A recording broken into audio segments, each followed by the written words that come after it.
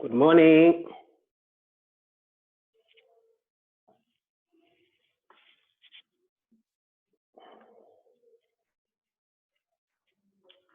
Whew, finally. Hi, can everybody hear me? Yes, we can hear you. Thank you. Thank you for your patience. Technology was trying its chances, but no, it didn't win. We won. We set up over an hour ago. Everything was live at 25 past. It just decided to stop working. Everything just shut down. But it's all right.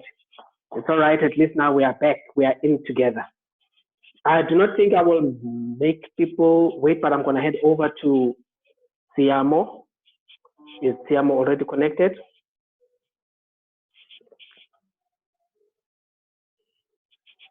Madam Siamo? Oh, yes, she's waiting to be connected. Just a second. Most people are already joining in. Thank you for your patience. While other people are joining, it says people are joining. I've admitted everybody. While they're joining, maybe it's a time for a quick ad break. The webinars will be going on every Friday, 12:30. As long as you're hearing the word lockdown on the media everywhere, we will continue to do this so that at least people can be able to have the worth of their time and be able to learn new things and more things. And YDT has brought this to everybody free of charge. So yes, we are going to have fun together. So please invite other people every Friday, 12:30. We are going to be, every week, we're going to be doing a different topic. We will not say in advance which topic, but we will be doing so every Friday, a new topic. We'll be covering many topics around property, investment, purchasing, development, anything to do with property. And then on the other side, then we'll also be doing financial management and financial planning. Because YDT Group is a one-stop shop, and the credit records and all those things are part of your financial planning. So we will be able then to do that as well. So I would then just wanted everybody to know and be aware and be ready so that when that time comes, every week we have a date. We're going to make the webinars shorter, up to an hour going forward, so that at least we don't keep people for too long. And then after an hour, it will be Q&A. That is determined upon the appetite of the people, for you to know what you would like to ask. All right. I think we will start with our webinar. First, we would like to acknowledge and welcome our partners for the webinar. What will happen is every week we will have partners that partner with us. These are companies or institutions that have got capacity or that have got interest to be able then to partner with us to also assist and join us in this vision of making a difference in our community. Over to Tiamo, she's here. Thank you. Right, welcome everyone. We'd like to welcome you on behalf of YDT Group. So for this webinar, first of all, I'd like to apologize that we ran a bit late. We had technical problems, so we'd like to just apologize for that. I also want to welcome our main partner for the day. I'm not sure if he's here yet, but our main partner for the day is from Phenomenal Women, and it's Mr. Domo Khotu. We just want to welcome him. We welcome also one of our partners from Melty Training, Mr. Tito Mudise. And I also want to welcome another partner from Nozipotlali Attorneys, Mrs. Nozipotlali. We welcome all our partners.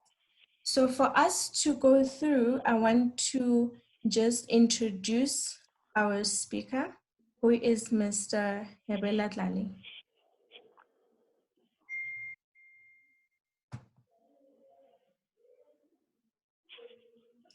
Please excuse me. I'm having another technical difficulty here. Okay. So Mr. Yabela Dlali is the CEO of YDT Group. YDT Group, for those of you who don't know, is a group of different companies, and he will go further to explain how they are divided because it is part of this webinar. Mr. Yabela Dlali has been in the investment property business for more than 10 years now, as some of you might know. He has also done consulting with Lesedi FM. He has been interviewed on numerous platforms. If some of you may be aware also that he is a Yali fellow. He went to Washington, it was Texas, sorry. He went to Texas with the Yali network for 6 months. And he also is an MC. He is a professional MC for various events. So right now I want to give over to Mr. Dlali, and I would like to request that we all please mute our mics. There is a bad feedback if someone's mic is on, the background noise tends to interfere. And you will see as we go, for those whose mics are not muted as yet, the host will just keep muting your mic. Please leave it that way until we come to the questions part. Then you can be acknowledged, and then you can unmute your mic. Thank you. I'm now going to give over to Mr. Yabela Dlali. All right. Thank you, Madam Tiamo. We will go straight to it. I made a promise last week that the sound will be better. I hope the sound is really better this week as last week. We changed rooms, we changed many things in the process. You can also type your questions as we get along, so that Tiamo can also note them and read them later on as we get along. All right.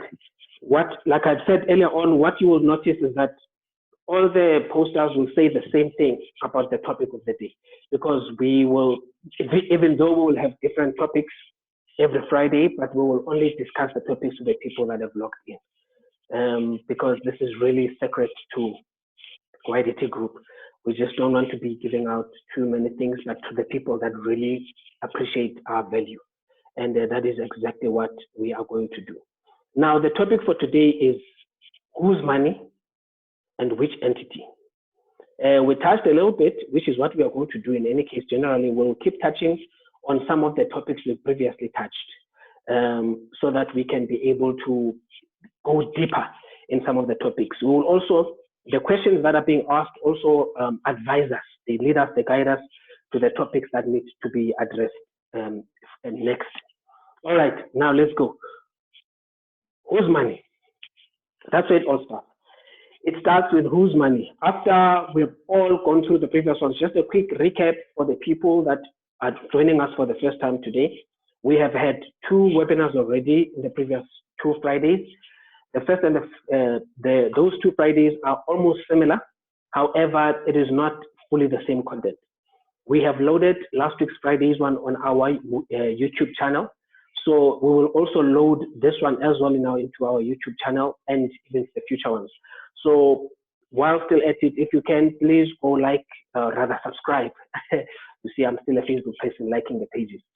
Please go and subscribe to our YouTube channel. It's YDT Group. It's a channel that we have recently opened so that people can have access to our material. You look for YDT Group, you subscribe, switch on your notifications so that you can be able to be notified when we load. We will not only load our webinars. I will also in between make short videos as time goes by. We will also load any other video by any other provider that maybe is relevant to what we would like you to see and have. We'll also load some testimonials on the YouTube video and the YouTube channel so that you can be able to have an idea as to how exactly can you put this or customize it for yourself. How does it work and how does it help? How? These are, I've listed on your screen, as you can see, about 5 basic standard ways of financing a transaction. And what we're going to do now, we're going to go through them in as much detail as possible today, so that you can understand how each of them work, what are the pros, what are the cons, and how you can best use which one. Yes, you might have heard previously my personal recommendations, but we do not want to assume that is the only way that you would prefer to go. It's cash, bank, family, investors, different types of investors, and rent to buy. The one that most people don't understand a lot is the rent to buy one, which we'll also get into it. All right, now as we go next, we then go to cash. The pros and cons of cash. Cash is what most people would prefer to do, what most people would like to do, because there is no daily or monthly stress or pressure or anything from anybody for you that you have to fulfill. You don't have to be fulfilling or be concerned about how am I going to pay this, what am I going to do with that, so how is that going to go. Basically, cash, if it is yours, mostly it is stress-free. That is also the real truth of the situation. Cash is stress-free. Now, we're going to look at the pros and the cons. Why use cash, when to use cash, how can you make cash work for you, and when not to even touch cash. Now, I'll start by saying with the cash, the cash, okay, have you heard the statement, cash is king? I'm sure most of us have heard that, and it is not a false statement. In property, cash is even more key, if there's such an English word for that matter. Cash is really king in property. Here are the pros and the reasons why cash would be king, or when cash is king in property. When cash is king, one, mostly during this time of lockdown and beyond lockdown, most people will be selling. We've already established that previously. It is a buyer's market. We've established that. Those that are distressed would want to release their distressed properties as quick as possible. Now, cash is the best option for them. They are hoping for a cash buyer. Any seller would rejoice over a cash buyer who has all the cash and has it now. Not over a period of time, which we will address that when we get to rent to buy, but who has the cash, all the cash, and has it now. Now, why would they prefer that? Because cash, what happens is when you purchase a property, whichever form,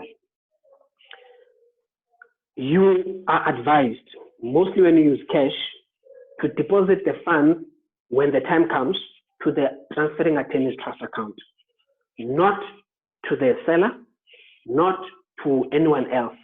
The estate agents have the right, they have the authority, they have trust accounts as well. You can use them as well. It is just safer to use the transferring attorney's trust account. Now, when you purchase then a property, as the seller, what happens is the transferring attorney sends documents. The money is not paid over to the seller. Now, how then do they continue their transfer process? Because the money is only paid on the date, or rather they've got a legal right up until 48 hours after the date of registration. So then what assurance does the transferring attorney have to continue the transfer process that after I register, Moneyban is not going to now run away with the money, or we are going to be able to have the funds to pay to the seller. Now, that then is done through a process, or it is prevented or assisted or done through the process that is called the issuance of guarantees. A guarantee is got different levels and different types. There is a bank guarantee, there are attorney's guarantees, there are investment guarantees. What happens is when whoever is issuing the guarantees, before they issue the guarantees, they then have to ascertain that they are in a position of fulfilling those guarantees when the time comes when they are requested by the transferring attorney. Now those guarantees then, so what they do then, they first have the funds. So if it's an investment account guarantees, they then have to be sure that it is the people that are handling the investments for that person. And therefore, they then freeze that specific amount that was requested by the transferring attorneys in the form of guarantees. So the person who's buying cannot touch those guarantees, or the person who is responsible for the guarantees cannot touch them up until registration, or up until it is officially said that the transaction has been cancelled, has been off. The same with cash. So guarantees are requested and are required. Now, when the transferring attorney is the one who then, like I said, is recommended to host the funds, and then they must issue guarantees. Now, where then it makes a difference between a bank and a cash sale is that you sign an offer to purchase today, which we've already previously established. What is that? Just for our new people that are joining us for the first time today, an offer to purchase is a contract draft agreement that is signed by both the purchaser and the seller, and it becomes binding upon signed by both parties. That's the best way to buy a property. Don't buy by word of mouth. Don't buy by, no, I will come, I'll give the money, I'm buying. No, it must be signed, written down, then it becomes a binding contract, depending on the conditions in it. Now, coming back, what then happens is they then have to issue the bank guarantees. With a cash buy, based on what is written in the offer to purchase, it might say within 24 hours, 48 hours, 7 days, that money must be paid to the transferring attorney. Now, immediately during that period, the seller has taken the property out of the market, and he needs assurance as soon as possible. Because when you buy through the bank, the purchaser has got up to, we discussed that previously as well, on average 30 days. It can be even given up to 60 days by the buyer, by the seller, to acquire bank finance.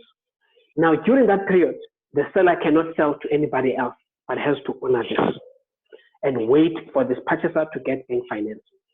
Now, against waiting 30 or 60 days and against waiting for 48 hours, now you are a seller. How long are you willing to wait? Of course, 24 hours. Because you've got issues that you need to handle financially between the time of signing the purchase and the sale of the property. Now, when the money is paid into the transferring attorney's account, then the transferring attorney then issues bank guarantees. Of course, I mean cash guarantees. They are issuing it to themselves, or if the seller or the purchaser or whoever else is involved in the transaction or an agent, they just want proof that there is money. Then they can issue to whoever party that has an interest in the transaction. Now, with cash, the guarantees can be issued quick. As soon as the money reflects, depending on the attorney's schedule, they then can issue the bank the guarantees to say we have the money. And that is the best thing that the seller wants to hear, that there is money. We have money, the transaction has come through, everything is going to succeed properly going forward. That's the first thing that the seller wants to hear. Second, or the benefit, the pro. Secondly, because of the benefits to the seller, you then can negotiate the price. That's when then the key part of cash comes in. Because now you are saving them time, you can negotiate the price. I'm a seller many times, in many instances, and in at least 85–90%, when the purchaser has got cash, I am willing to drop the price without any discussions by between 15 and 25%. Right up front. Because what happens is when you've got those guarantees as the seller, you then, depending on the reasons you are selling, if you are selling because you want to move on to the next property or to the next project, or you finance something, you then can use those guarantees to be able to do what you need to do next. So basically now, literally when you've got cash, you are literally buying time for the seller. That's why you can be able to negotiate the price. Now, that is the second pro. And the list goes on. The seller has to pay the rates and clearance for the municipality that they owe, or they have to pay anything that they owe in the property. Maybe they have to cancel the bond, they have to pay something. Now you are giving them the leverage, because they themselves can take that, like I said, to whoever, and can be able to even apply for what we call bridging finance. which is a temporary loan that is based on the on asset or funds that you are waiting for that can only be confirmed by attorneys. So those are just the main pros of cash. Now, it speeds up the process. Instead of moving from 8 to 12 weeks, now we can even possibly talk 4 weeks, because now we don't have to wait for the purchaser to be approved by the banks. We don't have to wait for the bank to appoint the bond attorneys. We do not have to wait for the bond attorneys to issue their guarantees through the bank. Just the bank alone, after approval, can take up to a month alone just to process their documents so that they can be able to issue those guarantees, which is now we call bank guarantees. So we have cut out a full month, and we've also cut out another party, which is the bond attorneys, which now also uses, which can enormous. The more people are involved in anything, the longer it takes. So we are cutting a whole lot of people that are attached with the bank, and we can register faster. So those are the pros of cash. Now somebody could be sitting and thinking, are there any cons of buying in cash? Yes, there are. And those cons of buying in cash are not basically about the transaction more than your own cash flow as the purchaser. Because remember, if you've got a vision and you are moving towards full property investment as an investor, what you need is cash. And you need to hold on to the cash as long as you can, because you do not know a deal that will really need cash. Which deals are these that need cash? This person is being repossessed. The house has been taken. Or they are selling because of a serious dire situation that has got a deadline. And the closer they get to their deadline, the more desperate they are, or their situation is. And the closer they get to the deadline, the more, in some instances, even when you're about to buy, a person will ask, are you buying bank or cash? If you say bank, they say, no, we don't have the time, so the deal, we cannot even enter into this deal. Now, those deals only need only a few people can be able to meet those deals. Now, and those deals come in very good and at a very good price. Now, you want to keep your cash for those deals, not always use it. You want to keep your cash as well for the other deals or for the other things that you might need for the other purchases you are making, which is transfer fees and anything else. And like I said, some instances, the seller, they cannot even get to a place of paying for what the amount they owe to the local municipality for their rates and taxes. And they do not have any access to any cash. There is a challenge because remember, you have not yet entered into the deal, so there are no guarantees in place for them to loan against so that they can pay the municipality. They are in a fix. Now you can negotiate another further discount to say no problem, because it is your responsibility as a seller to pay for the rates and taxes that are outstanding on this property. I will take over the responsibility, but when you do that, please make sure that you know exactly what is being owed. Do not take their word for it. Do not look at their old statement. Go to that local municipality or local authority that is handling the rates and taxes of that property. Get a final account and then agree. Then you can say, look, I'm going to pay for this. Your account is 100,000. You were selling for 500. It's going to take a bit of cash from my pocket. So therefore, let's go further down. Now it gives you room at that stage. So if you use it, that is the con. If you keep using cash and you cash out everything that you have to buy that specific investment, when such opportunities come up, you are not ready for them. All right, now we move on next to the next way of buying, which is banks. Now, when you get to the banks, what are the pros and the cons of the banks? The pros and the cons of the bank, I said the pros we already discussed it previously, but now we're going to go a slightly little bit deeper. To go to the pros of the bank are, you don't use your money. You are simply put, you are using somebody else's money to make money. That is simply and best put. You are using, not this time, at least this time you're not taking Peter's money to pay Paul, but you're using Peter's money to make money. So that is the best way. Yes, there's interest, but based on your return and your profits and your everything, that is best. Now, going back to that stress point when you are using cash that people don't want to the bank, there is any business that you do, if you want to maximize the business, there are two things that have to balance very well. And this is not just about property, just any business. Those two things are cash flow and risk that have to be managed. Those two things have to be managed very well, and they have to balance. Because if they are out of balance, if the risk is too high, that means then when things go wrong, should they go wrong, the cash flow, the effects of things going wrong will eat away on your cash flow. If your cash flow is too high and the risk is too low, you will have a safe business, but you will have a slow or non-growing business that has a lot of cash. You will have cash in the bank, but you will not be growing. So you balance the two.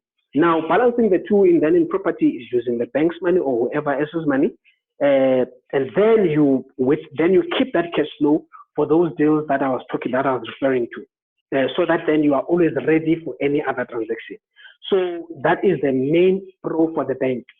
The other pro for the bank is you do not get phone calls in between of the month outside the agreement to ask you, how is the investment doing? Come and report now to the board. I ran into trouble. Can we be able to do this? You hardly ever get through that. Even when banks go down, they hardly ever ask the creditors to pay in full their debt. Another institution buys them over with their debt book, and then they continue with it. As a result, if you realize it's just for you to understand how the debt book goes as well, even when a person is handed over for an account to certain law firms, most law firms at a certain stage of handling your account, they buy the debt book from that creditor. Left at some point, once the account is handed over, all of a sudden you are hearing you can settle on discount, but we'll discuss those when we get in one of the weeks when we discuss financial and credit management planning. So those are the pros of using the bank. The cons, like I said, should you then not have tenants in the place, you have a bond to pay. And it is a longer commitment. But there are ways that we can help you and guide you in managing your credit, in managing the creditor, in managing your cash flow in each property to make sure that even during such times as lockdown or wherever where you are not receiving income, should it happen like that in your property, you are still afloat, you are still able to keep afloat. Those are mainly the pros and the cons for the bank. Family are the ones that will ask you questions. They are the ones that will ask you questions. Please excuse a moment. They are the ones that will ask you questions. And I should have said friends as well, family and friends. They are the ones who are going to ask you questions about the investment. I will paint you a picture because about these people why they ask questions. It's not because they are not being reasonable, and it's not because they don't trust you. It's because most of the time when you use family and friends, it is money that they have saved, or it is mama's money, dad's money, whoever's money that they accumulated for their pension. Now, there is no way that mama or dada will not be concerned because these are their pensions that you are playing with or that you are investing with. Should something go wrong here, for them, that is their 20, 30, 40 years worth of work that goes to waste or that is lost. It is not just an oops moment. So for them, the risk element, it is extremely low because of that money. And what I have learned, because that's how I started my investment, I was using family and friends. And boy, did it backfire. Ooh, it backfired. As time goes by, if time permits, I might open up a little bit of our journey. It backfired so bad because what would happen is we were purchasing. We had a well where we were purchasing at extremely low price. It was just before the 2008 financial meltdown. And the multiple homeowners were already seeing the problem. So they started to dispose of.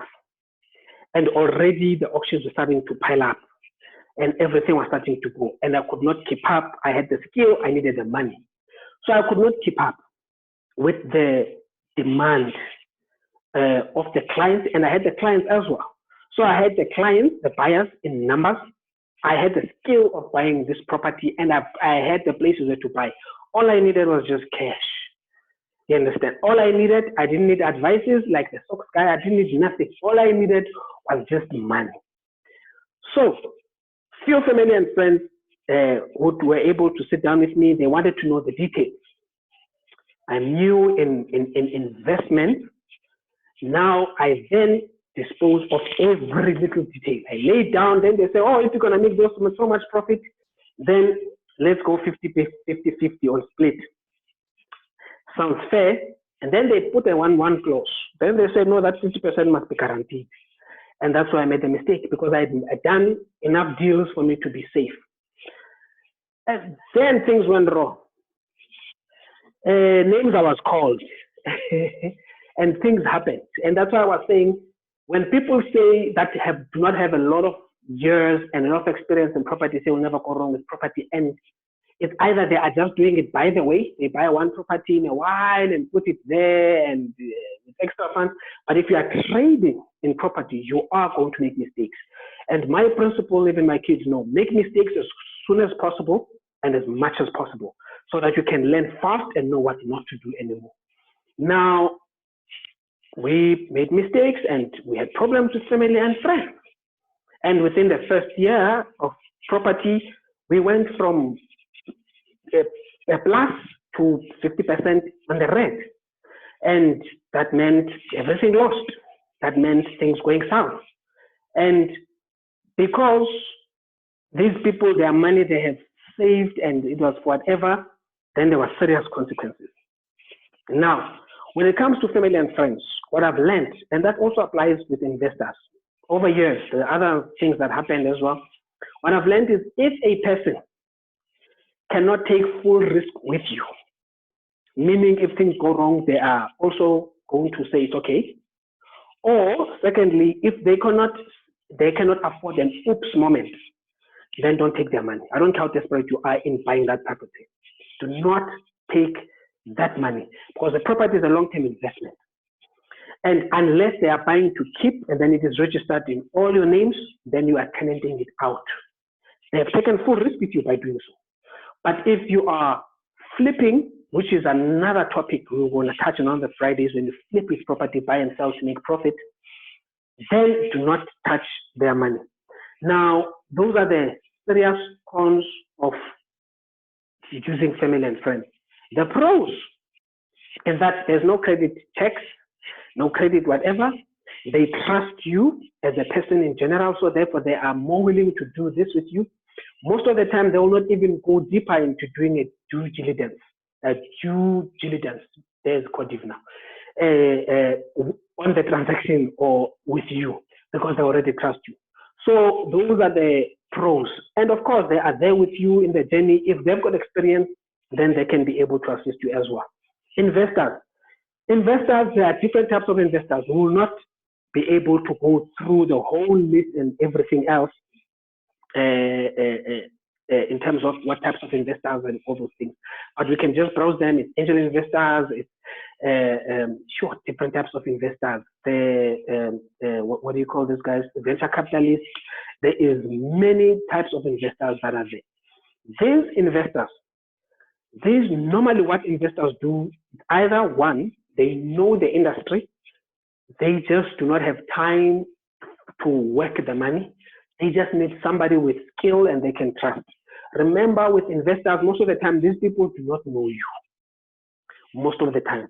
And what happens is, for them to buy into the investment, most people first buy into you as a person before they buy into your product or what you are bringing to them.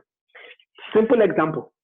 Today, I am sure at least 60% of you tuned in and took time out to listen because you have bought into me and YDT, alternative to those that know. but not because you already know how much I know about this, but you've bought into. Therefore, now your buying into is backed up with some references that you have. So it's the same thing with investors. Investors, you can watch all the investment shows, Dragon's Den and every other investment show on TV or anywhere. They first buy into the person. It can be the best product or the best proposal, but if the person cannot deliver or they do not trust that person, they then, or they question the character of that person, they then withdraw. So that's how investors come in, and that's how investors approach this whole thing. The pros, it's still somebody else's money. Two, most of the time they take the full risk with you because they understand they do this thing. It was not because they had money sitting there that you knew about and you approached them. No, because they were looking for somebody that they can trust with their money and with this transaction. The cons of investors are mostly on the conditions of the investment agreement. The investors are, in a certain extent, almost like banks. When it comes to cons, they will not be dealing with you with questions and providing you with things outside the agreement.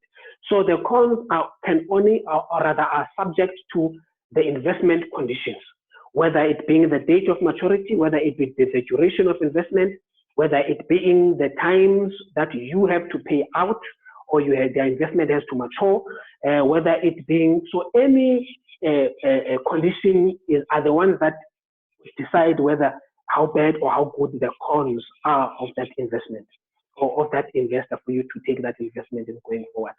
All right, and then now we go to this one that is very popular, or rather people speak about it a lot, but they really do not understand how it works.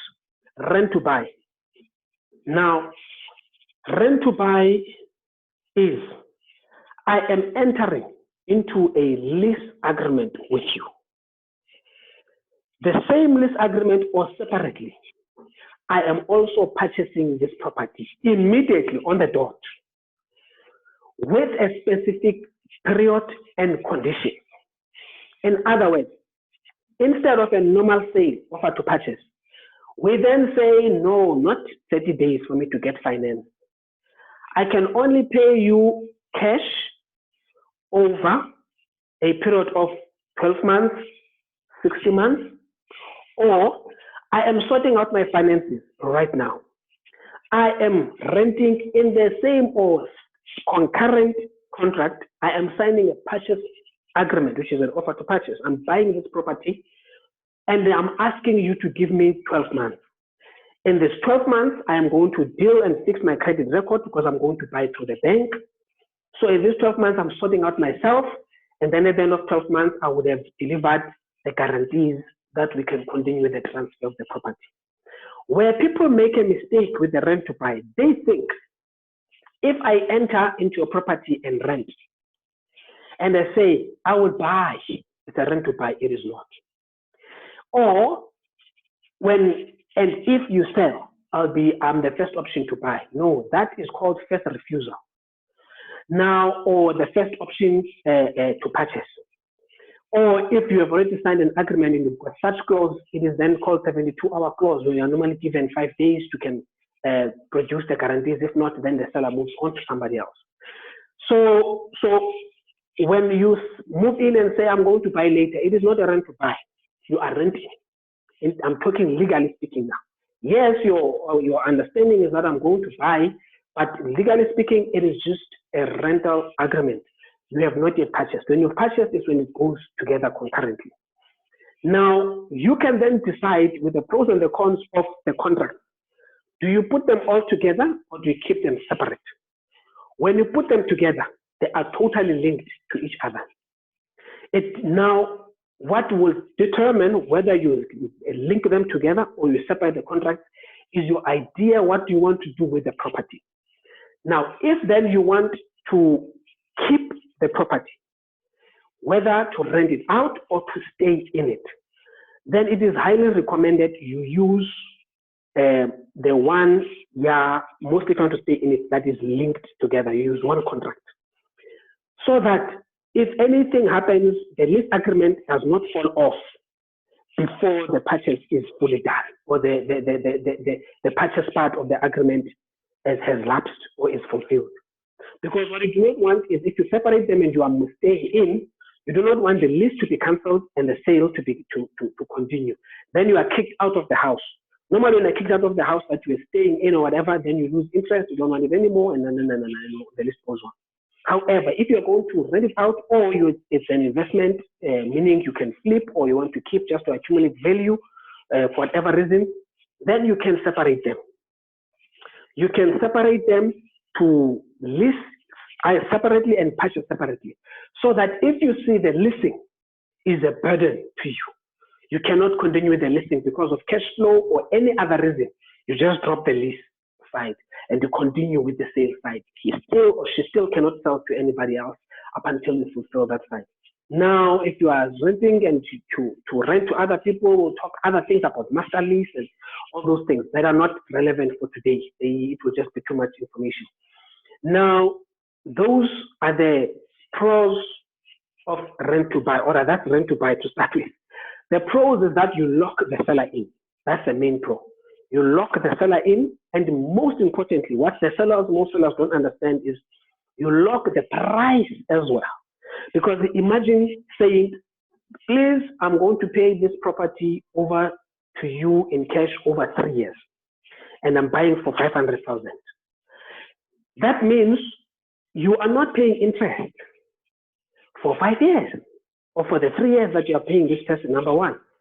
Yet, number two, the value is increasing because the value is not subject to your agreement with the seller, it's subject to the property market. Now, the value is increasing, you are not paying interest, and you are not subject to a possibility of repossession or any other thing during that time. And therefore, the seller is not realizing compound interest of the value, because if you put the price today, that means then the future value of that 500,000 in 3 years' time might be 570, 580, 600,000. That means you have saved a full 100,000 over that period. So those are because the seller is locked in. Those are the pros of this. The cons of it is that you are also bound vice versa. Now, even though most of the times with a rent to buy agreement, there are escape clause or there are cancellation clause or suspensive conditions, meaning that if this is not fulfilled, then this can happen. That's a suspensive condition. A cancellation or exit clause is if then I can give you a notice to say 1, 2, 3 if this event happens, and anything must be written down and recorded there. Not this thing, yeah, no, I lost this one, I lost that, I've got a funeral now. Or the other uncle who was in Pretoria now wants to move back to East London, so now we therefore now need that property, so we cannot continue to sell it. I'm talking about legally binding things, and that is a transaction. It is a transaction. That property is as good as being sold, subject that you fulfill all the special conditions and it transfers. So yes, it is there. And with rent to buy, you must specify what can you do in terms of, they would call it use and enjoyment of the property. Can you fully use certain things? Can you rent it out? Can you not? What can you do? Those have to be cleared and specified in there. Now, financially speaking, rent to buy is a more relaxed option because you are not under pressure to use your cash now. You're not under pressure to use the bank now. You're not under pressure to use now. Unless then your periods that you put in your cash payments, if you're buying cash, are too short together, then that was your decision. But besides that, you are not under pressure. Then you've got enough time to then fulfill what needs to be done. Then you can play around. You can play around, you've got the cash, you realize, no, I'm not using it, I'm just going to use the bank, and the bank is there, then you take the cash. So you can play around. Those are the pros and everything that comes with it. Like I said, the cons, you can then be held liable and bound to it. Now, which entities? This one is very tricky. It's very tricky. This one, it really does require a consultation, but I will give the different options and what are the pros and cons of each option. Now, you have decided to buy all those things from previous webinars, and just now we've just discussed whose money you are using. You are there, but now, how do I buy? Do I buy in my personal names? Do I buy in a company? Do I buy in a trust? Personal names. What are the pros and cons of a personal names, of buying in personal names are you married? And what is the marriage regime? Now, personal names are based on the, how do I put this? They are based on different things. The first thing is, do you want to also have a good balance sheet personally? How do you want to build your portfolio? Do you want to build it in your names? Do you even want to build a portfolio? Are you married? And if you are, what type of marriage regime are you in? Is it in community, out of community, with ANC, out? Is it, or are you not married at all? Now, with personal names, what happens is, whichever entity you use, most of the time, if you are going through a credit vetting institution to give you money, banks mostly, they also look then into your personal balance sheet. What assets do you have? What's your net worth personally? They definitely look into your credit record, or all the people represented in that entity. Not always all, depending on what entities. With trust, it could be different, and with companies, it could be different, whether you're an executive, non-executive. There's all those things that are involved there. Now, what then happens is, at the beginning, if you are buying through the bank, it is also not advised, or it is also advised, or it is not frowned upon to buy with your personal names. Why? Because of the preferences I've given, to build your own personal balance sheet, so that when you move over to entities, which we're going to discuss now, when they look into your personal balance sheet, your credit record, they find something. And that is when then those things I was talking about of compound interest, and that is combined those things, that they say, all right, X has got so much assets in the balance sheet.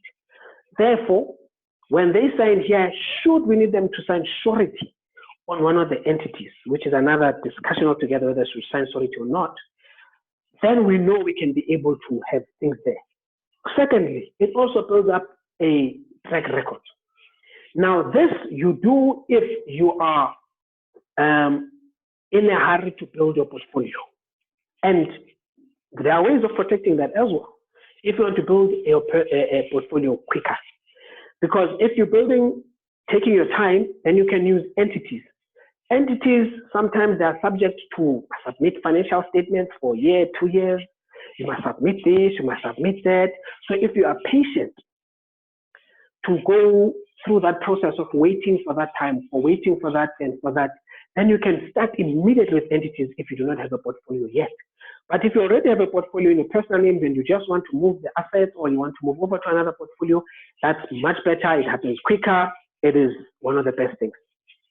Now, married, how does that then affect whether you're married or not? And I am not a lawyer. I'm not going to advise whether I must marry in or out. And I also understand that people also move with their conviction, mostly with things that are very personal to them, like marriage. They move with their conviction. Other people really believe that if you marry out of community, whether ANC or out, you don't really love me, or you don't want me involved in your assets, and or faith-based beliefs. And whatever the person believes, it is 2020. When you advise people, you can never tell them anymore that you are backward because you want to get married in communal property. I will tell you now, you are backward if you're thinking like that, because you can protect assets even if you are married in communal property. If you want to get married in communal property, you can get married out of communal property with accrual system.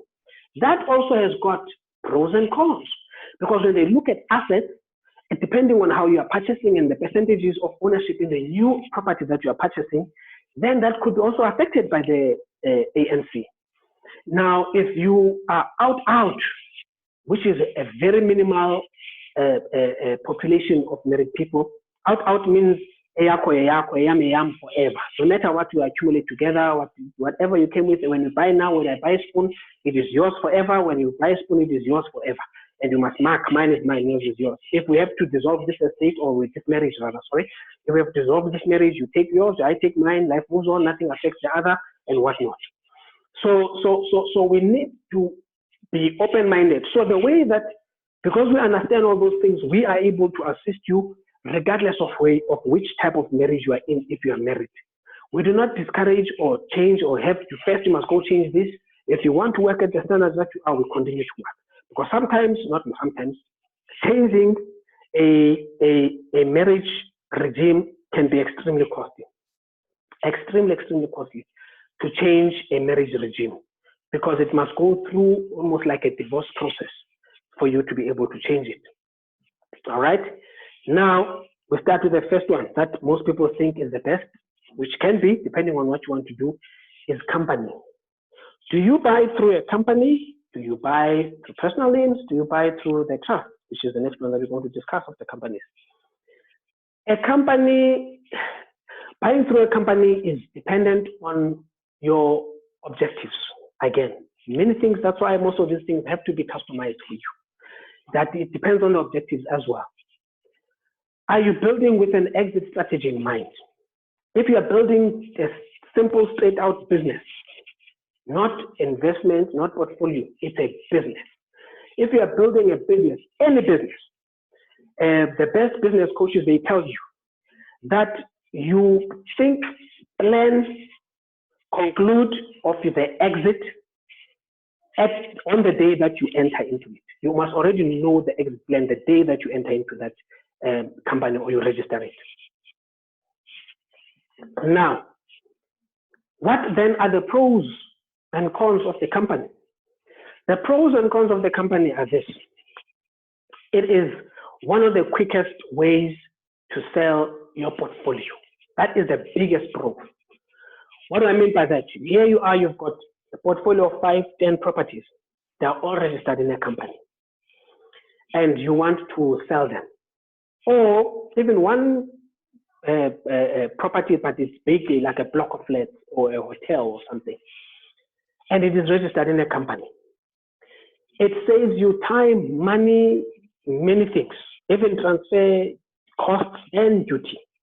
Because with a company, you just simply sell the company. You just sell the company.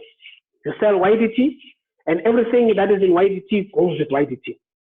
So the only thing they change is they change the directors.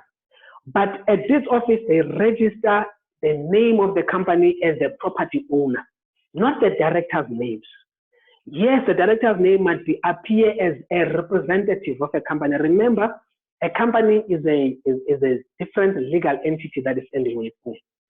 So the names at this office are registered in the company's names. So when you sell the company, who's the owner? With the new owners of the company, still the same owner, which is YDT Group. So it is the cheapest way of selling a portfolio. Also quick as well, because you just do the company valuations, all those paperwork, Once it is done, it is signed, monies are being done and transferred, handled by the attorneys. Then they just change the ownership at the IPC. You understand? Of course, you must also look into other things if you buy a company, a property portfolio that comes with a company, because then you could be buying debt. Those are the cons when you buy assets that are in a company, because you're buying everything that comes with the company. It's like buying a person, though you can't buy people. You are buying that person or that entity with its problems, not just only the properties. So if there were other debts that were looming, if there were liquidations that were looming, I'm talking as a buyer. At first I was talking as a seller. It's easy for you to sell. You sell everything quick, once, fast, easy. You don't pay much. Also as a buyer, now you could be buying those things. But the pros as a buyer is that you're not paying transfer fees because the properties are not being transferred. So even if that portfolio is worth 10, 20 million, you are not going to pay transfer fees worth 20 million. You will just pay legal fees and all fees related to changing the ownership of the company, because it's not just only properties now. There may be other things as well that I might not be an expert in or I might not have much knowledge in. that are involved, whether there's text, there's anything that is there.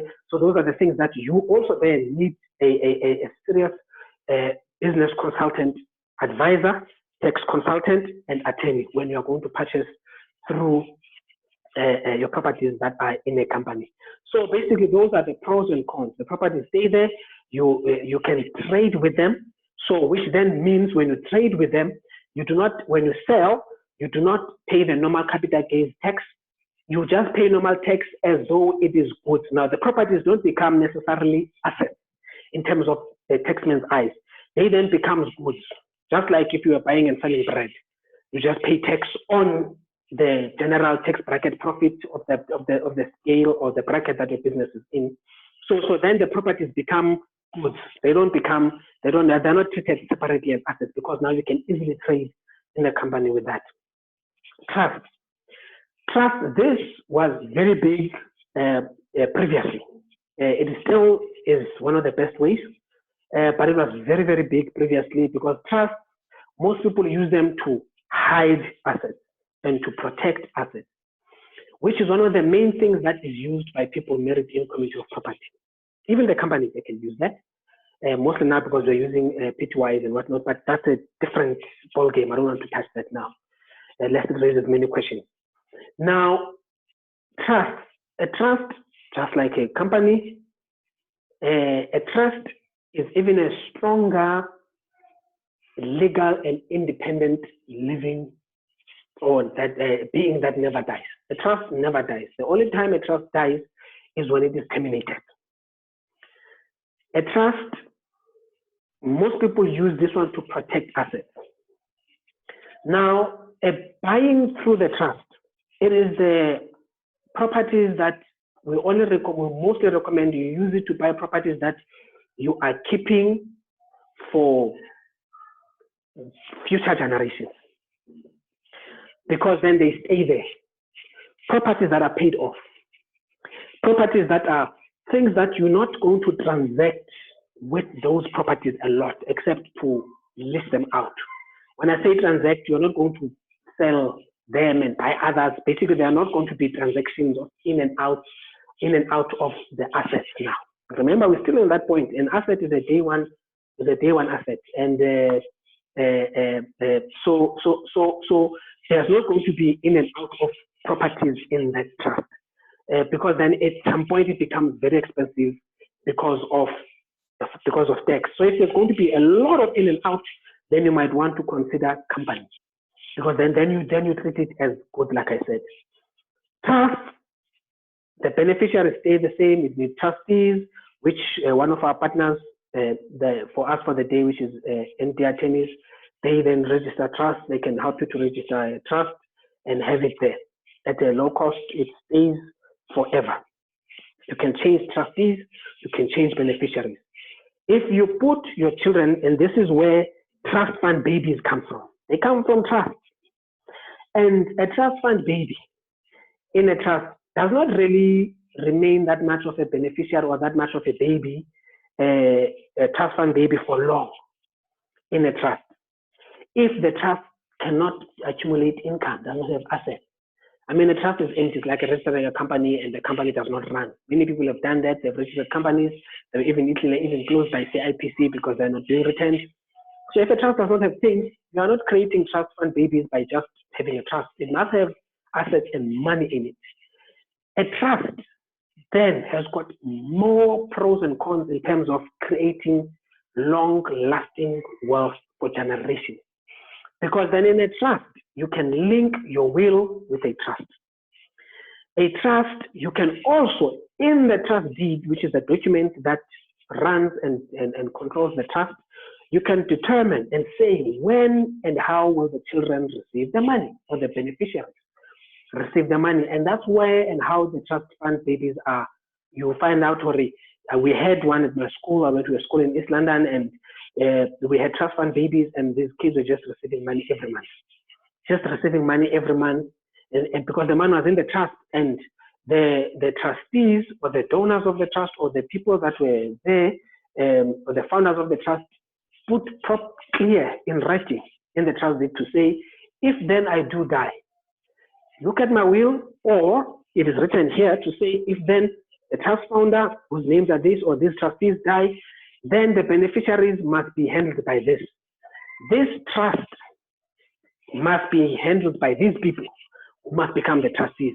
Now your children's future is going to be handled by the trust, and the trustees are the people that are going to control what happens or enforce what happens based on the trust deed.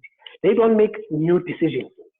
They go with what is in the trust deed, unless the new decision is not clear or vague in the trust deed, and then therefore there's voting that is needed. At most trust deeds, I've seen the ones that NTRTM does, they have a cover every angle possible of the happenings that might happen with the trust founders and all the other people. So if you want to create wealth for generations to come, you want to make sure that when you die, your affairs are in order, you want to do you put those properties here, best way. The last pro, which is the main one financially, is that when you die, you do not transfer the properties, just like with a company. The properties don't transfer. So there is no transfer duty, there are no transfer costs, and also there is no estate duty because now you have passed away. So there is no anything paid. The properties remain in the same names, just like in the company at this office.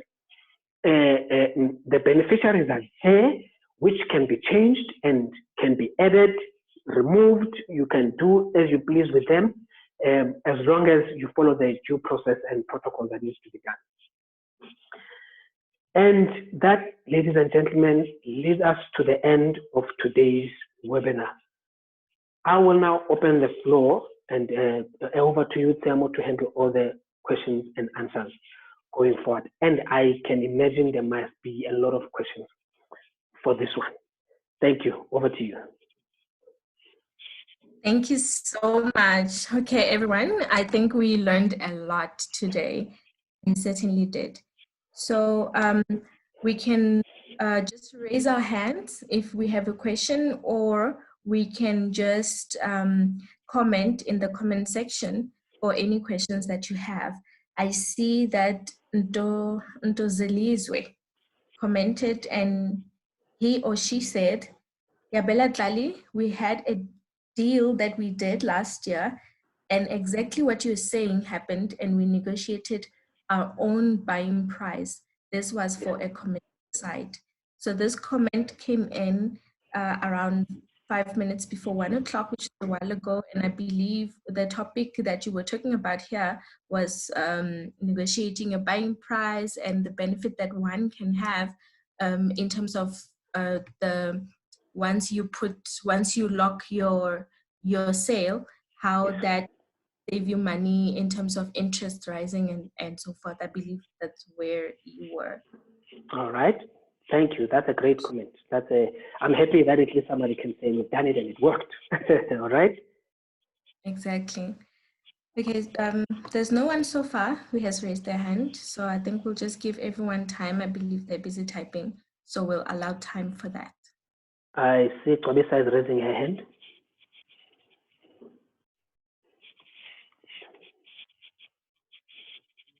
Yes. Okay, so you can unmute your mic and go ahead, please. Thank you. Hi, everyone.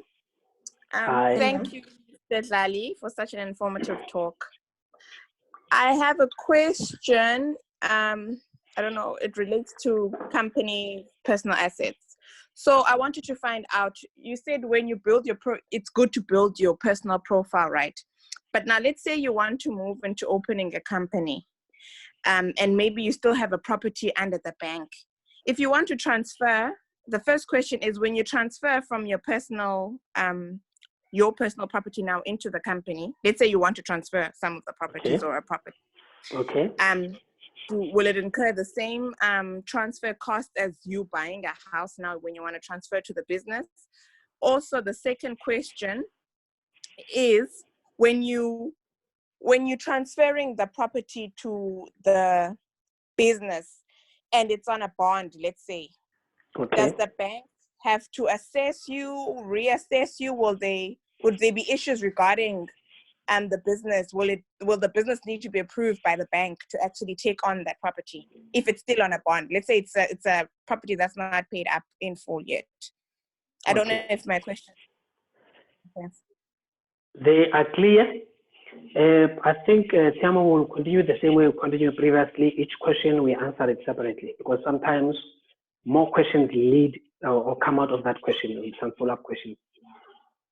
When you transfer from your names to your company, I want us to look at it in this manner so that we always understand how it works.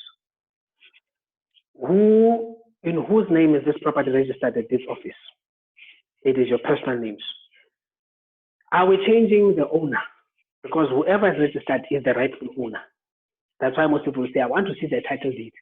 So whoever is registered is the rightful or legal owner.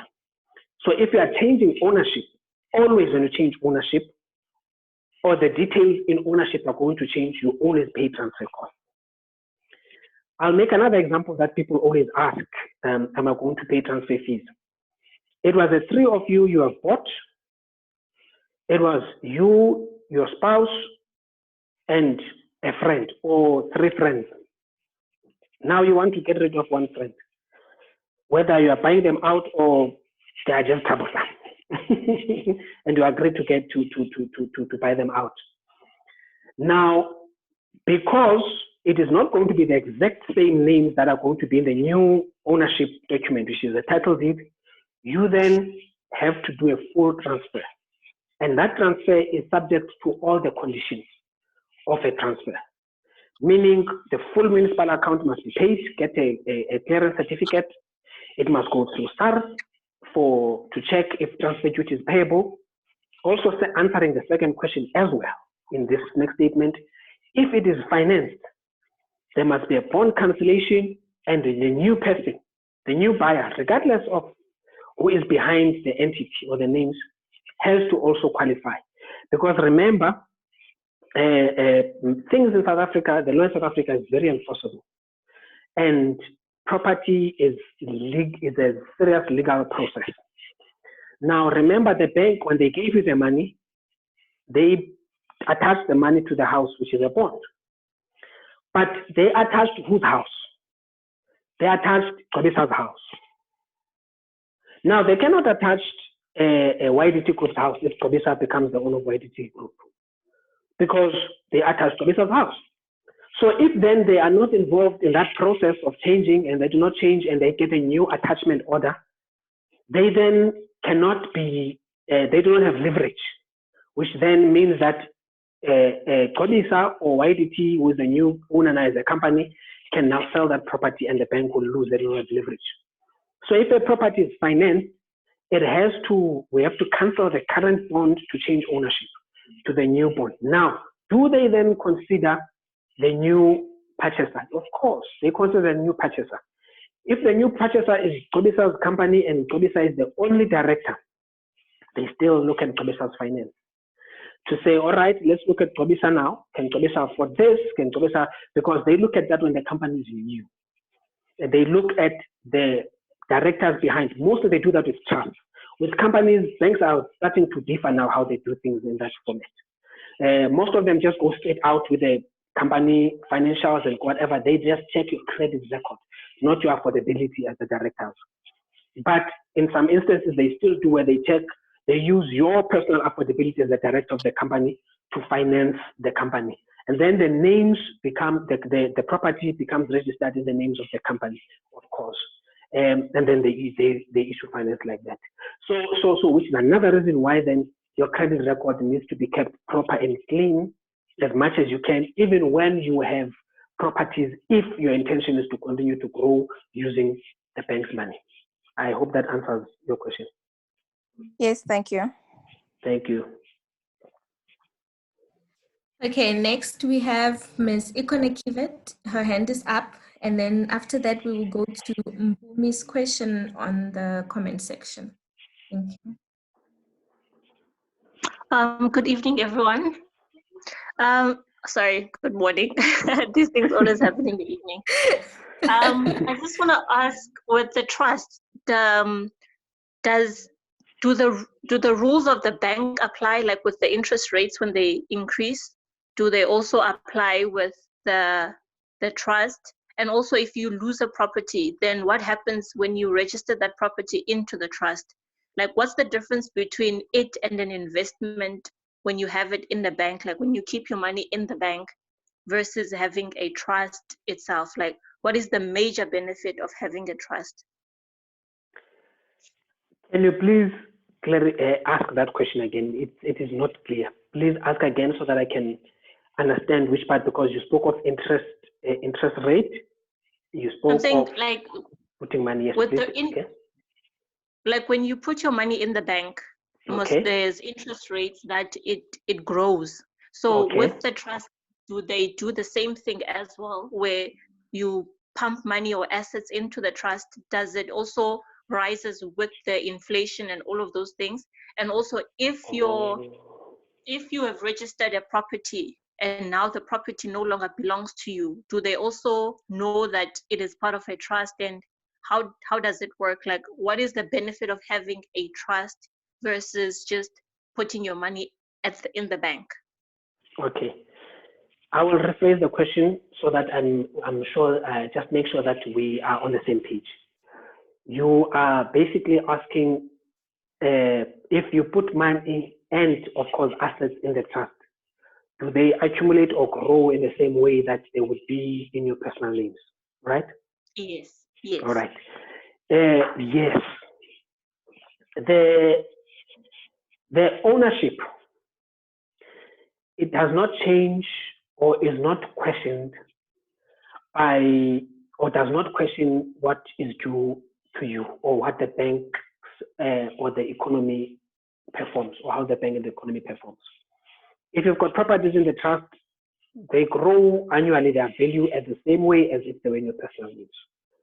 If you've got a cash investment with the bank or with any financial institution that is invested from a trust, it grows the same way. The other benefits that might be there could only be tax benefits. Tax benefits on those funds maturing, tax benefits on what you do with the what profit you get, tax benefits. It can just mostly or mainly be tax benefits, the ones that are there. But in anything else, it's the same. The banks, their interest rate, whether they are charging you interest or they are giving you are earning interest on your money that is with the bank. That is mostly advised by, or rather regulated by the Reserve Bank. And when it is regulated, there are brackets. They cannot charge more than this, or they cannot charge below this, because if it's more than that, it becomes unlawful, because then they are practicing illegal things to charge you too much interest. If they charge too low, then it becomes an issue of Competition Act, because then everybody's going to come to you if you are giving out money and you charge people too low. So they are just those things that are nitty-gritties that are at the back. But at the face value, you put money in the bank. If other people are getting 5%, you're getting 5% as a trust. I hope that answers clearly. If I understood your question, does that answer you? Yes, I think, yeah. And what happens then when the property is not longer yours? Then do they remove it from the trust? Yes. Remember, when the property changes ownership, whether it is in your names, in a company's names, in a trust names, it must change ownership at the deeds office. So even if it was in the trust, when now Siamo buys that property from you, from the trust, then it will change ownership from the trust and it will register in Siamo's names. Oh, because my understanding, I thought trust is things that the government cannot touch, like it's protected, it's part of your own entity. That. All right, let me explain where they cannot touch come, because this one, it is not government, it is you as the trustees that are willingly and voluntarily selling the property. So it is you as the rightful owner as a trust now. You are the trust with trustees, you are right and willingly selling the property. So that can be done. The element or this talk that the trust cannot be touched by government or anybody stems from the one fact that it is its own standing free legal entity. In many cases, more than 80-90% cases, normal cases, those assets are safe. They can never be touched. You can lose everything, sleep in the street, those things are not touched. There is, however, what they call trust unveiling, where they unveil a trust. Because what they mean trust unveiling is that it is a trust that most of the time, this trust, it can be proven that it was opened with an intention to hide things when I am in trouble. The difference in this is the time frame that the trust was registered and the assets were moved into this trust. Example, you have put you've registered your trust in 2010. You have been putting assets into this trust in 2010. In 2020, because of lockdown, you now start to go to a decline in terms of cash flow and assets personally, not the assets in the trust, in your personal life now. And there's court cases, you lose everything, you are being sued, you're being whatever. In more cases, unless the High Court or the Supreme Court sees a link in the assets that are in the trust and your loss in terms of you are hiding things or you are whatever. But in a normal situation, because the things you are losing and all these troubles that you are in now with the law and you are being repossessed, you didn't pay tax and all those things, they started in 2020. The assets in the trust cannot be touched, and that trust cannot be unveiled under normal circumstances. Like I said, things can be argued in court sometimes. So they are protected in that way. Then in that way, government or anyone cannot touch those assets in the trust. They will finish you personally and take your underwear for that matter.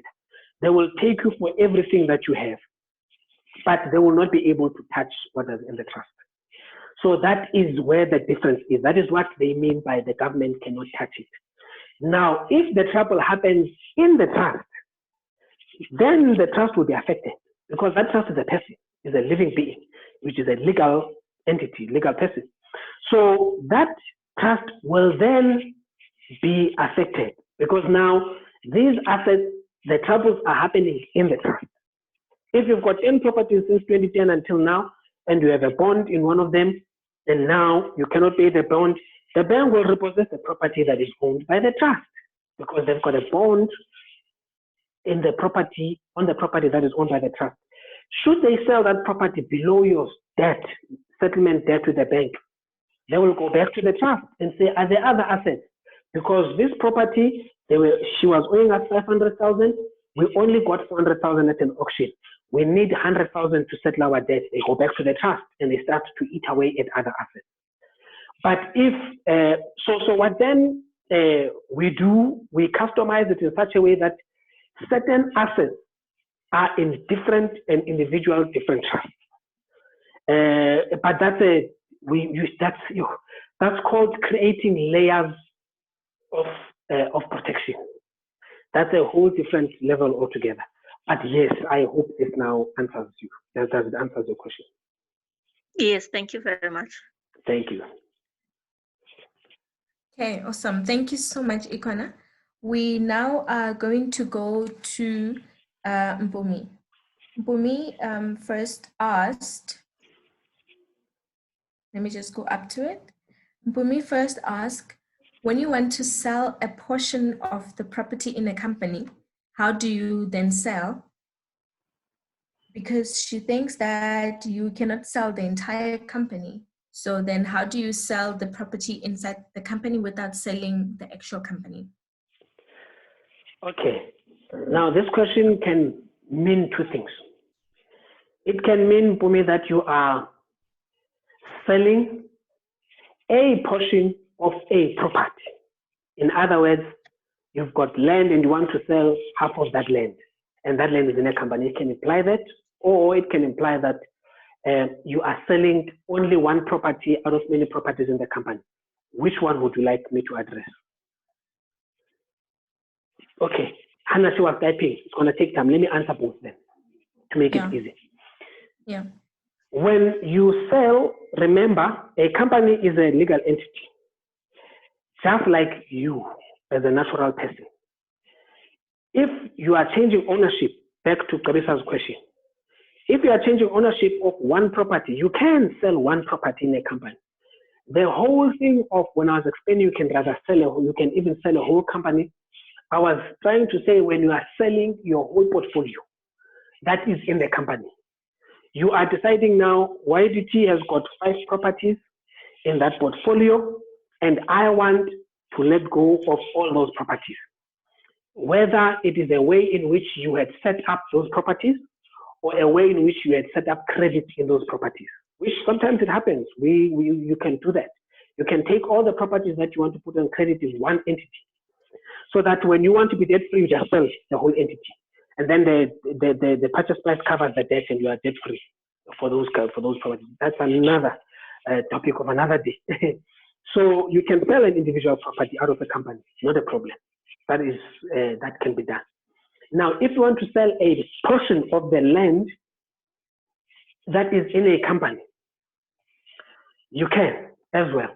However, you must follow the same process that you would if you had a plot that is 4 hectares and now you want to sell 1 hectare of that plot. And that process is called subdivision. Or, depending on the size of the property and the way you want to cut the property, you can also do a sectional title. So you first then do a subdivision for a sectional title. Sectional title is the flats and whatnot. That is the one where there's a body corporate and a homeowners association and everything like that. So you then either you subdivide, it gets its own full title. There's no sectional title, but it is subject to the bylaws of each local or authorities in the municipality. Because some properties the size cannot be below a certain amount. So which means then if you dividing will take it below that amount, then you cannot subdivide. You then have to create a sectional title. So if then you do whether sectional titling or you divide it first before you sell. So you cannot sell now. I'm selling 1 hectare. Come and buy and sign it. No. Unless then that is in the agreement. You sign the agreement today to say, I will only do as the seller or even as the buyer, but it's mostly the seller that put this condition. I will only do the subdivision if you are buying. So first bind yourself that you are buying, sign it down, and then I start the subdivision process. Because the subdivision process costs money. So is this person talking to us or on the phone? So those are the answers for you. I hope that answers, and that is the best answer I can give for selling a portion of the property. The next question, please. All right. The next question is also from Mpumi. She's now asked, what is the process and the cost of moving personal assets into a trust? There's no overall answer. There's no umbrella answer for that, Mpumi, unfortunately. That needs, because we need to check what assets are there, how many are they, in consultation with the attorney. If there's property that has to be transferred ownership, they will do the calculations. But like I said, we have them in-house and the attorneys. So we can be able, please be in touch with us. We'll be able to assess and advise you and as to what can be transferred into another entity and how much it will be. There's no umbrella answer, unfortunately. Okay. No one else has their hand up, and there isn't any questions on the comment section. So I think we can wrap it up. All right. Just one last call to make sure that there are no questions, because this one can be very technical. Just because now people start to also have questions when they are on their own. They start to think, yeah. Yes. Maybe I needed to ask this. I understand that. Okay. All right. Any further questions? I see 3 hands raised there. Yes, from Zikisa. Mr. Yes. Zikisa, question. Zikisa, you can go ahead and unmute your mic. Thank you. Thank you so much, Tiamo. So, Yes, if perhaps you're looking to build a property portfolio worth at least 10 million, and the purpose of that would be for you to have cash flow, right, on a month-to-month basis, not necessarily to flip the properties that you may buy, but solely just for you to have a cash flow on a month-to-month basis. So my question is, out of these vehicles that we can use to purchase properties or build portfolio, which one would you recommend given the vision that there is, I've just explained now, or the purpose of having that portfolio? All right. There are still further things to be answered. Thank you for the question, sir. There are still few things to be answered first before we get there. One, I'll just mention one or two. One, how did you buy? How are you going to buy rather? Are you going to buy cash? Are you going to buy through the bank? Are you going to? And also secondly, how long and what is the purpose of this cash flow? Other people have got a time frame for this cash flow, like some clients I'm assisting now. They have kids that are in high school. They want to move the kids to Bloom for university. So they've bought a property in Bloom. And their objective is to get an income on the property, but the main objective afterwards is for the kids to come and stay in it when they're students. And ultimately, then those properties will be handed over to the kids, which we're helping them with the whole process, current and future plans. Will be handed over to the kids for them to decide what to do. You understand that is a situation that needs a custom type of approach.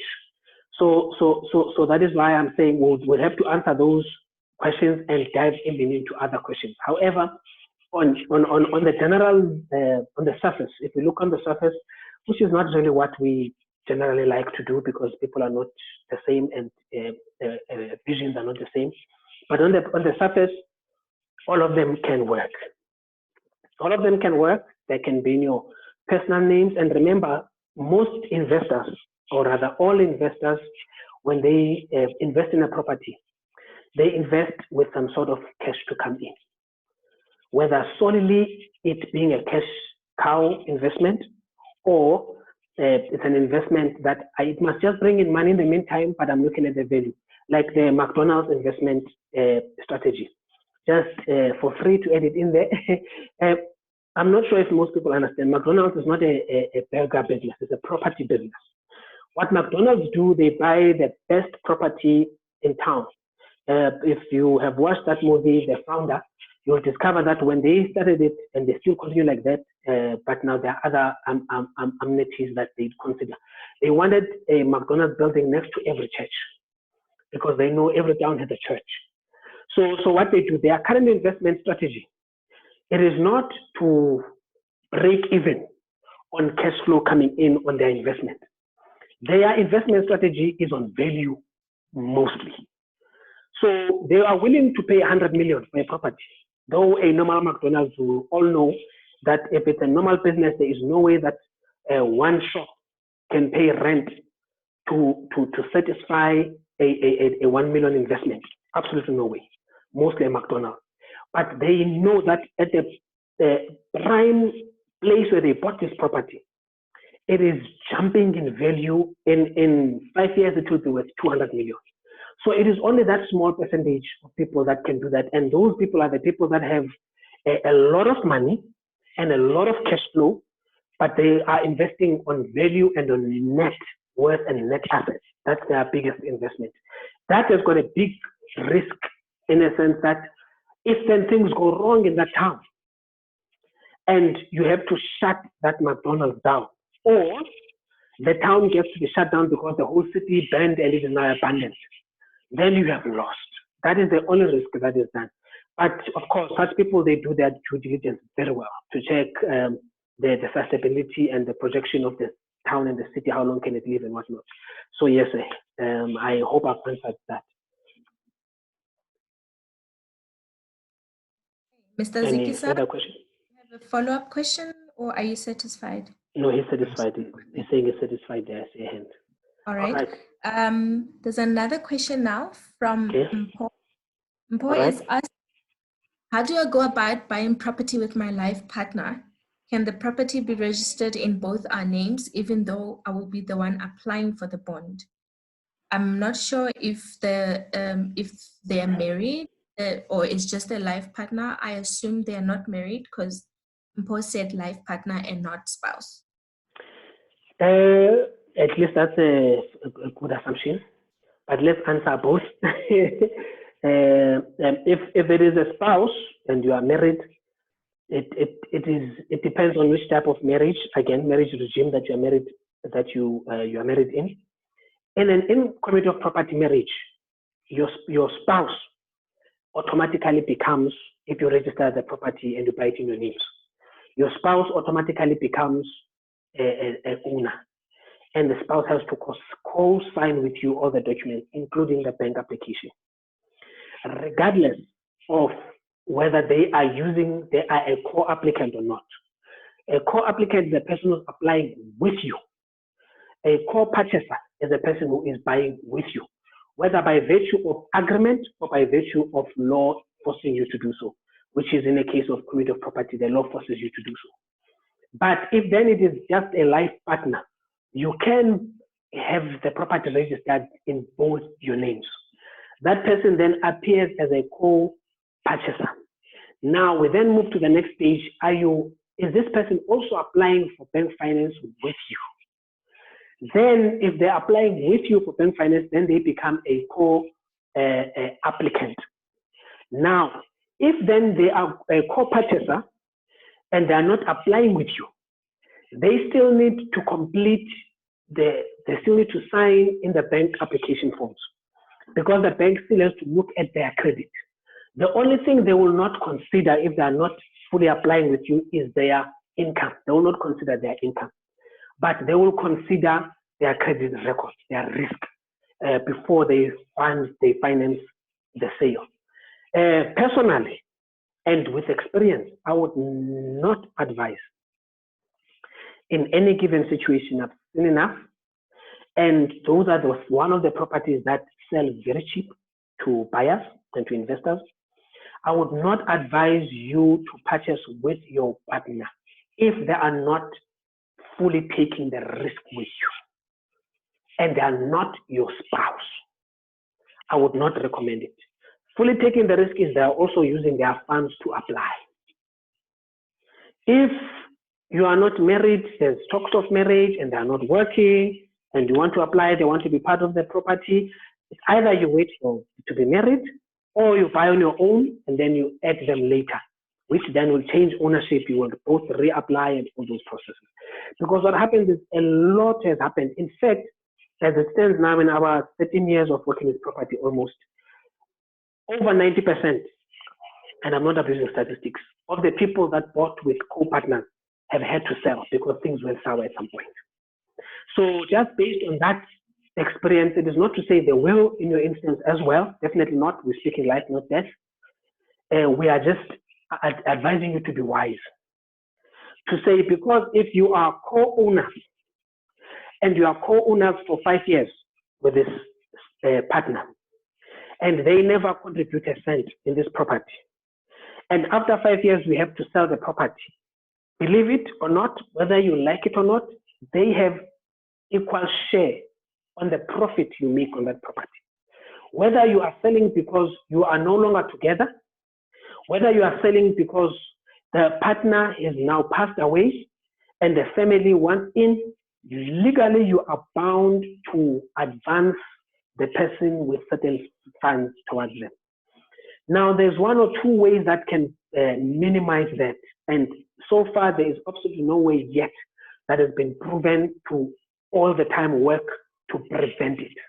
Can minimize maybe by certain agreements that the banks have looked at, and it's a lot more process to protect that than to just buy a loan. And let the life partner join in if they are not applying with you on the bond, join in later on. Now, as to how you address it together, God be with you.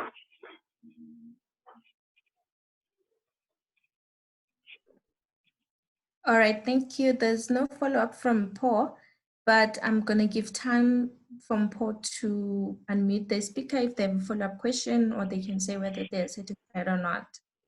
In the meantime, I have a question that actually, Paul's question made me think about property stokvels. So would you say that property stokvels are a pro or a con?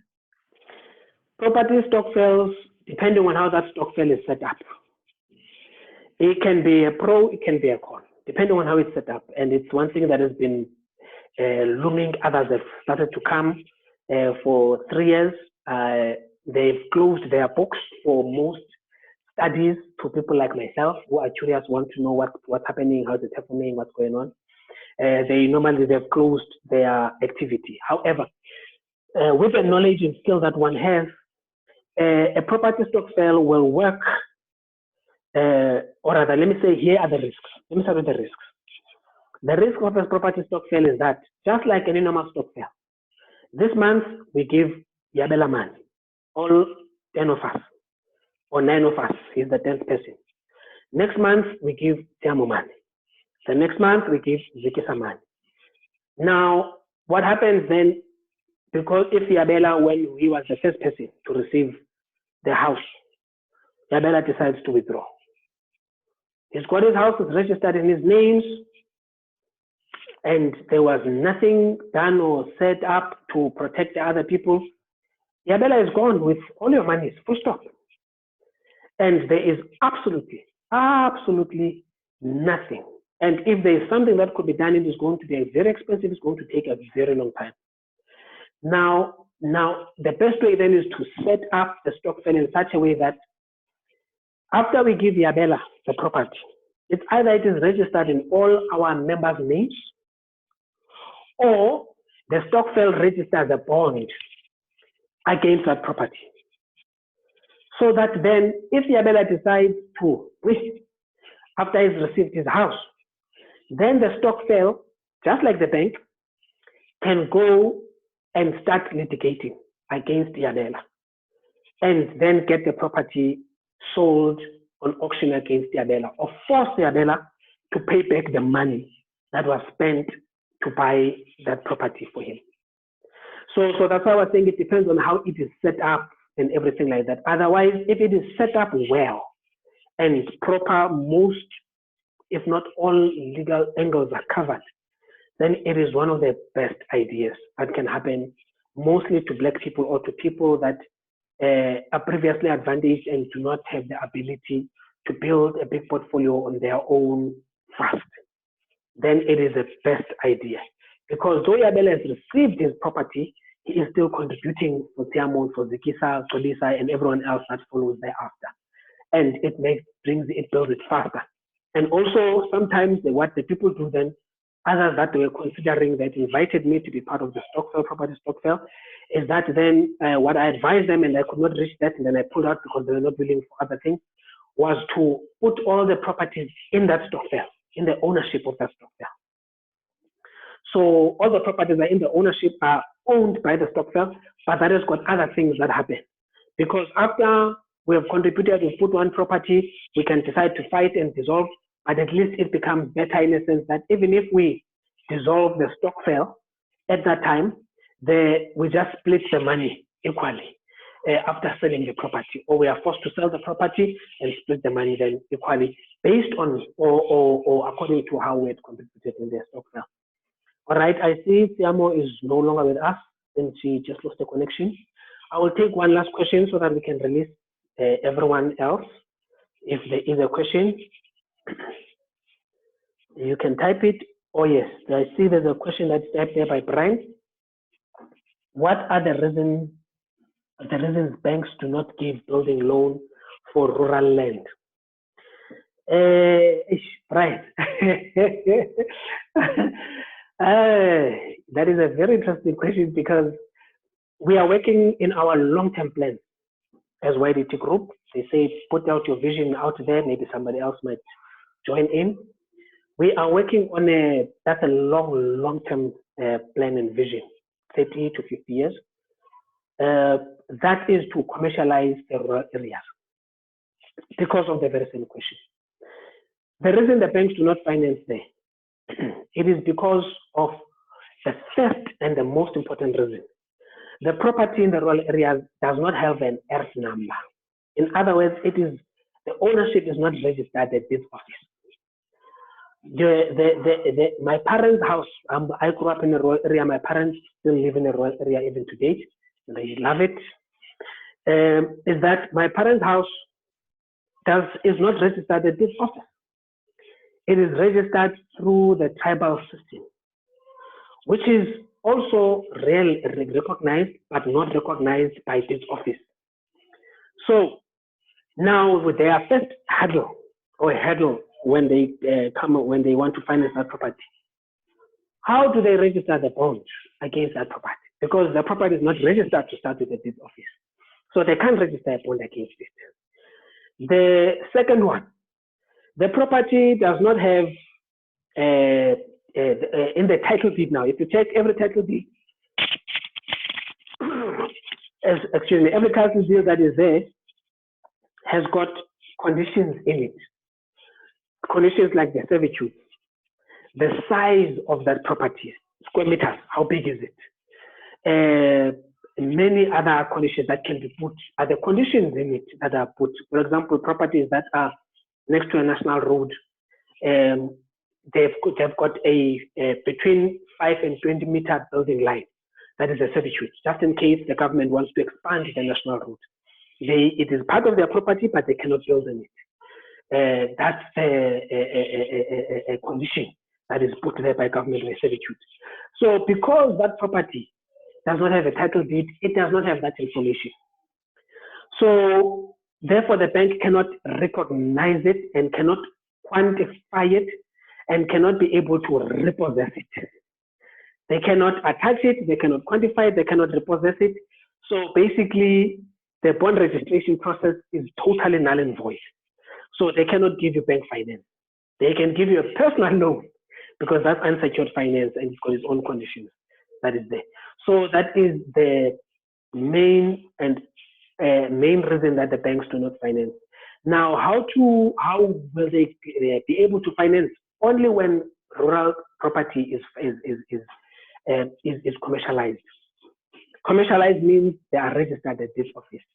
That takes a lot of time. That will be a lot. And the reason they've made it difficult, now I'm talking my own personal views, not YDT views. So if you feel it's a bit political, please excuse.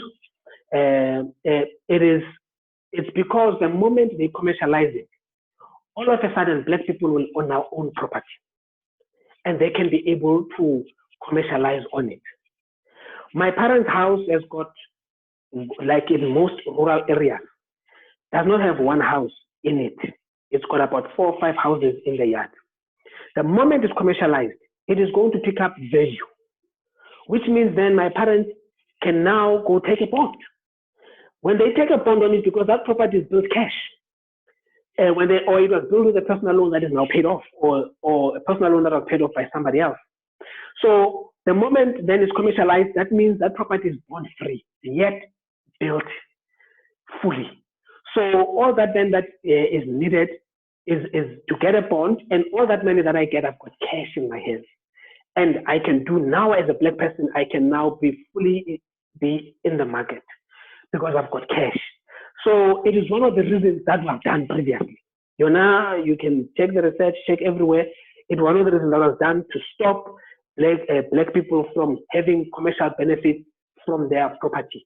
That's why, and they were called homelands. They called them homelands so that they could, they divided black-owned properties. Previously it was homelands, and then it was the township. But basically that name, I think I just need to remember the name. And then there were those, they were clustered as well. So that the reason for clustering was to devalue them. and to control them easy. I'm talking property now.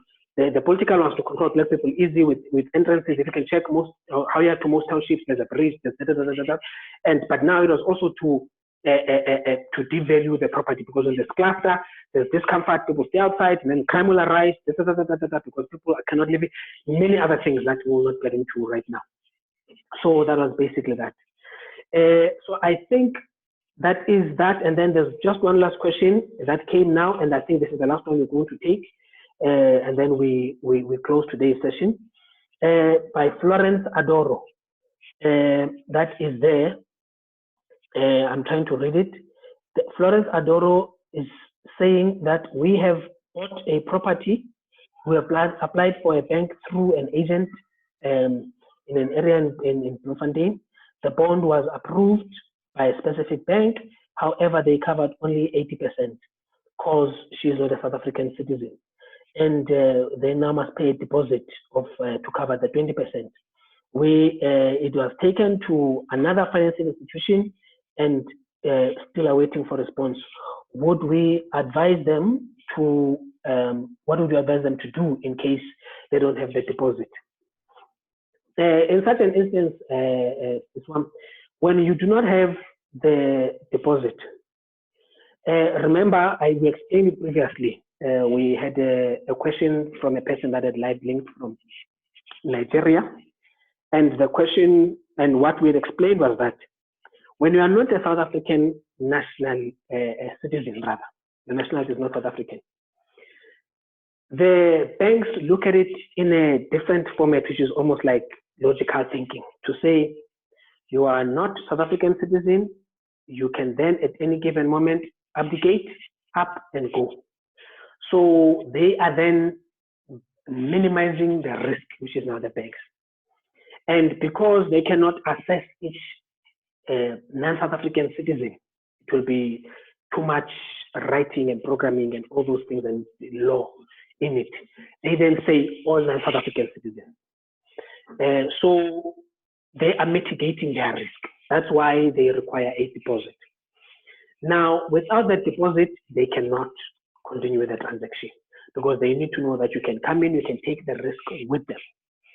If the other institution that you have applied with then gives 100%, which I do not think they might, but you never know, miracles happen, then you go with it.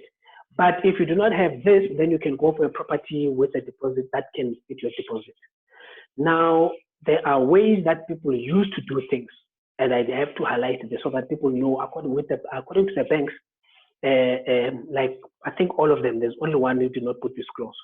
Most of the banks deem it illegal now, or it must be transparent for them to agree to it. So what would people do previously? They will inflate the price.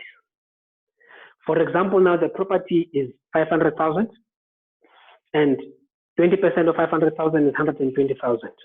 Oh, no, sorry, is 100,000, which now means, so what they would do, instead of signing for 500, they would sign for 600,000.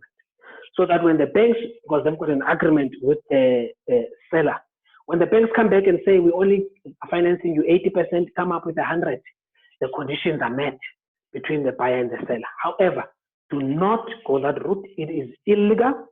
I am not advising you to go through it. I will never advise you to go through that route because the banks then see it as price fixing.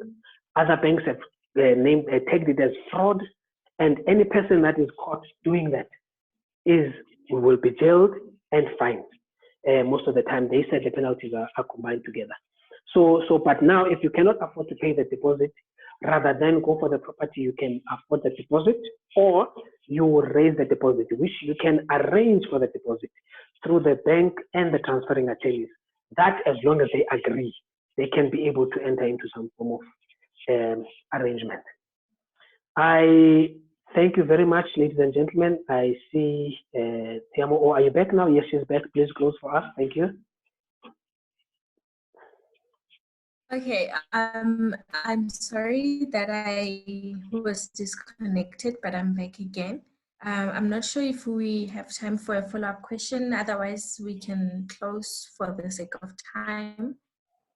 if time does not allow. All right. All right. Thank you very much for everybody to have connected in. Our details are there. Temo, I believe you've been typing them in. So please feel free to contact us, to be in touch with us anywhere in the country as it stands today and for a while. We can assist with anything that you need us to assist with, whether building a portfolio or anything, anywhere, right through the whole country. There are already countries as well that we are operating in that we can assist you there as well.